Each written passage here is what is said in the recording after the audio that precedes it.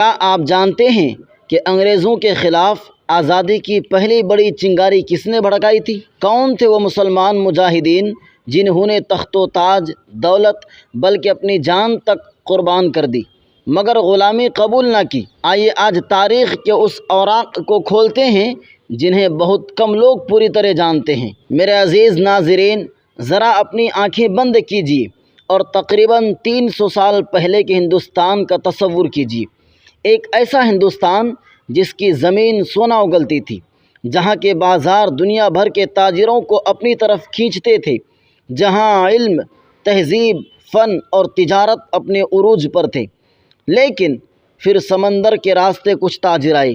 ان کے ہاتھوں میں تجارت کا سامان تھا، چہروں پر مسکراہٹ تھی، زبان پر دوستی کے وعدے تھے، مگر دلوں میں اقتدار کی آگ بھڑک رہی تھی۔ وہ تھے ایسٹ انڈیا کمپنی کے لوگ۔ شروع میں کسی نے نہیں سوچا تھا کہ یہ تاجر ایک دن پورے ہندوستان کے حکمران بن بیٹھیں گے۔ انہوں نے تجارت کے نام پر قدم رکھا، پھر سیاست میں مداخلت کی، پھر ریاستوں کو آپس میں لڑایا اور آخرکار ایک ایک کر کے ہندوستان کی آزادی پر قبضہ کرنا شروع کیا۔ لیکن یہ بھی تاریخ کا روشن باب ہے کہ جب غلامی کی زنجیریں مضبوط ہونے لگیں تو اسی سرزمین سے ایسے بہادر مرد بھی اٹھے جنہوں نے اپنی جانیں قربان کر دی مگر آزادی کا سودا نہیں کیا۔ آج کی اس ویڈیو میں ہم انہی عظیم مسلمانوں کی داستان سنیں گے جنہوں نے وطن کی آزادی کے لیے اپنی زندگیاں قربان کر دیں۔ بدقسمتی سے تاریخ کی بہت سی کتابوں میں ان کا ذکر بہت مختصر ملتا ہے، لیکن حقیقت یہ ہے کہ ہندوستان کی آزادی کی جد و جہد میں مسلمانوں کا کردار نہایت اہم اور قابل احترام رہا ہے۔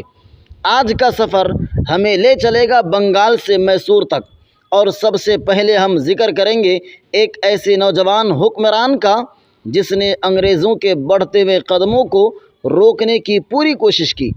نواب سراج الدولہ، سن 1756 عیسوی۔ بنگال ہندوستان کا سب سے خوشحال صوبہ تھا۔ اس کے نواب تھے نواب سراج الدولہ۔ وہ نوجوان تھے، بہادر تھے اور اپنے وطن کی آزادی کے معاملے میں کسی سمجھوتے کے قائل نہیں تھے۔ انہوں نے دیکھا کہ ایسٹ انڈیا کمپنی صرف تجارت نہیں کر رہی بلکہ قلعے مضبوط کر رہی ہے، فوج بڑھا رہی ہے اور ریاست کے قوانین کو نظر انداز کر رہی ہے۔ نواب نے فیصلہ کیا کہ اگر آج انہیں نہ روکا گیا تو کل پورا ملک ان کے قبضے میں ہوگا۔ انہوں نے انگریزوں کو حکم دیا کہ وہ اپنی غیر قانونی سرگرمیاں بند کریں، لیکن انگریز کہاں ماننے والے تھے۔ پھر وہ تاریخی معرکہ پیش آیا جسے دنیا جنگ پلاسی کے نام سے جانتی ہے۔ نواب سراج الدولہ اپنی فوج کے ساتھ میدان میں اترے۔ بظاہر ان کی فوج طاقتور تھی مگر دشمن نے تلوار سے زیادہ خطرناک ہتھیار استعمال کیا، غداری۔ نواب کے چند اہم سردار خصوصاً میر جعفر انگریزوں سے مل گئے۔ جنگ ابھی جاری تھی کہ اپنی ہی صفوں میں دراڑ پڑ گئی۔ نتیجہ یہ نکلا کہ نواب شکست کھا گئے۔ بعد میں انہیں گرفتار کیا گیا اور شہید کر دیا گیا۔ ناظرین، یہ صرف ایک حکمران کی شکست نہیں تھی بلکہ ہندوستان میں انگریز اقتدار کی بنیاد رکھنے والا ایک المناک موڑ تھا۔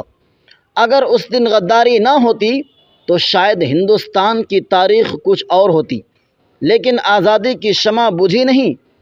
اب اس شمع کو روشن رکھنے کے لیے ایک اور مرد مجاہد میدان میں آیا جس کا نام حیدر علی ہے۔ جنوبی ہندوستان، ریاست میسور، یہاں ایک ایسا سپاہی ابھرا جس نے اپنی قابلیت، بہادری اور حکمت عملی سے خود کو حکمران کے مقام تک پہنچایا۔ اس عظیم شخصیت کا نام تھا حیدر علی۔ انہوں نے محسوس کیا کہ انگریز صرف ایک ریاست نہیں بلکہ پورے ہندوستان پر قبضہ کرنا چاہتے ہیں۔ اس لیے انہوں نے اپنی فوج کو جدید انداز میں تیار کیا، اسلحہ مضبوط کیا اور انگریزوں کے خلاف مسلسل مزاحمت کی۔ ان کی قیادت میں میسور نے کئی معرکوں میں انگریزوں کو سخت نقصان پہنچایا۔ انگریز خود اعتراف کرتے تھے کہ حیدر علی ایک غیر معمولی فوجی ذہن رکھتے تھے۔ انہوں نے آخری سانس تک غلامی قبول نہیں کی۔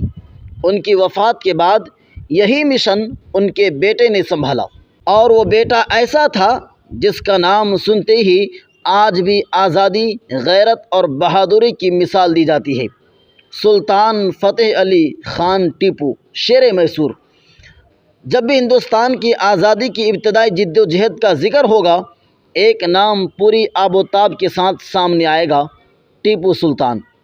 ٹیپو سلطان صرف ایک بادشاہ نہیں تھے، بلکہ آزادی کے ایسے علمبردار تھے جنہوں نے کہا جاتا ہے کہ عزت کی ایک دن کی زندگی کو غلامی کی طویل زندگی پر ترجیح دی۔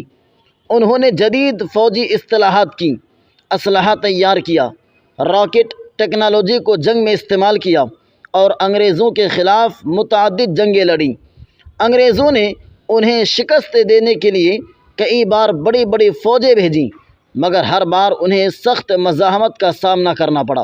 آخرکار سن 1799 میں سرنگا پٹنم کی جنگ ہوئی۔ قلعہ چاروں طرف سے گھیر لیا گیا۔ ٹیپو سلطان کے پاس موقع تھا کہ وہ جان بچا کر نکل جائیں، لیکن انہوں نے ہتھیار ڈالنے کے بجائے میدان جنگ میں ڈٹے رہنے کا فیصلہ کیا۔ وہ لڑتے رہے یہاں تک کہ جام شہادت نوش کیا۔ ان کی شہادت کے بعد انگریزوں نے بھی ان کی بہادری کا اعتراف کیا۔ ناظرین، نواب سراج الدولہ، حیدر علی اور ٹیپو سلطان نے ہمیں یہ سبق دیا کہ آزادی صرف نعروں سے حاصل نہیں ہوتی، بلکہ اس کے لیے قربانی، استقامت اور ایمان درکار ہوتا ہے۔ یہ تو صرف ابتدا تھی۔ آنے والے برسوں میں ایسے علماء، مجاہدین اور انقلابی سامنے آئے جنہوں نے پورے ہندوستان میں آزادی کی نئی روح پھونک دی۔ 1857 کی جنگ آزادی میں علماء نے جو کردار ادا کیا وہ تاریخ کے سنہری صفحات پر ہمیشہ روشن رہے گا۔